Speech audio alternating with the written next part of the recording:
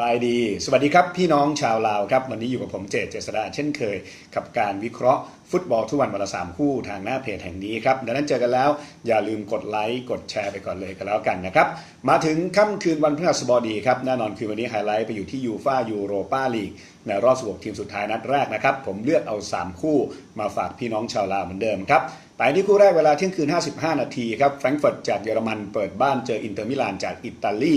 แฟรงก์เฟิร์ตเนี่ยรอบที่แล้วชนะชักตาร์โดเนตจากยูเครนมาได้ด้วยสกอร์รวม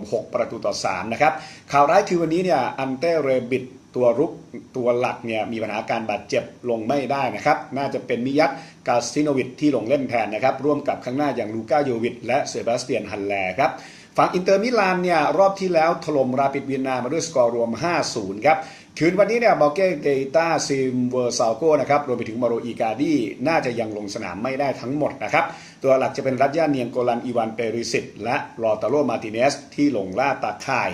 เจอกันมาหนสุดท้ายคือเกมอุ่นเครื่องในปี 2014 นะครับแฟรงก์เฟิร์ตชนะไป 3-1 ครับแฮนดิแคปเปิดมาอินเตอร์บุกมา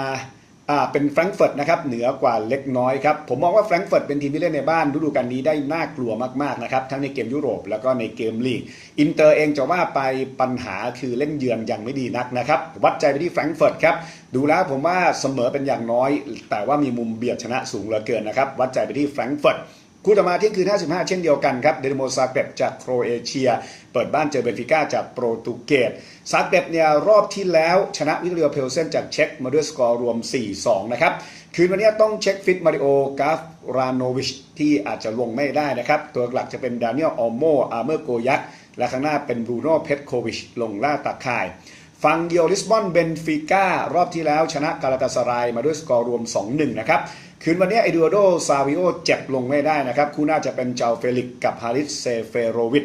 เจอกันมาในถ้วยนี้ผลสุดท้ายในปี 2004 นะครับเบนฟิก้าชนะ 2-0 ครับคู่นี้ก่อนเกมเบนฟิก้าบุกมาเหนือกว่าเล็กน้อยครับคู่นี้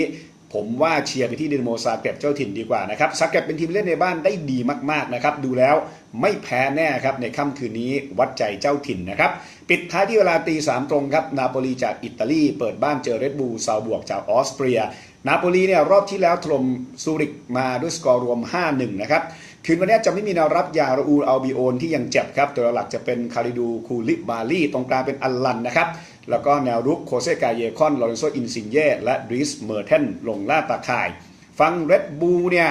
รอบที่แล้วชนะคลับบูชมาด้วยสกอร์รวม 5-2 นะครับคือวันนี้สลัดโกยูนูโซวิชแพสซันดาก้านะครับและมูนัสดับบูจะเป็นทีเด็ดในแดนหน้าคู่นี้ไม่เคยเจอกันมาก่อนนะครับแฮนดิแคปเปิดมานาโปลีเหนือกว่า1ลูกให้เชียร์นาโปลีครับผมว่านาโปลีชั่วโมงนี้เล่นในบ้านยังไงก็มีดีนะครับ1ประตูมีแน่ลุ้นประตูที่2ครับสรุป3ทีมคืนวันนี้ชอบเจ้าถิ่นหมดเลยนะครับแฟรงก์เฟิร์ตเดนาโมซาเกร็บและนาโปลีครับและเหมือนเดิมนะครับฝากไว้ด้วยสำหรับไลน์แอดของเรา @LAOSBO อย่าลืมแจ้งรหัสโปรโมชั่น JD